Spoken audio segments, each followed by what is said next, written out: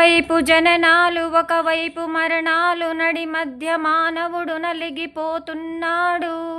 ఒకవైపు పాపాలు ఒకవైపు శాపాలు, శాంతి అన్నది లేని మాయలో ఉన్నాడు.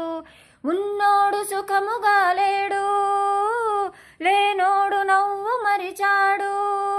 కళ్ళల్లో కన్నీళ్ళు బతుకంత నరకాలు, మాకెందుకీ కర్మలు ఇంకెందుకీ జన్మలు, ఆపయ్యని ఆటలు.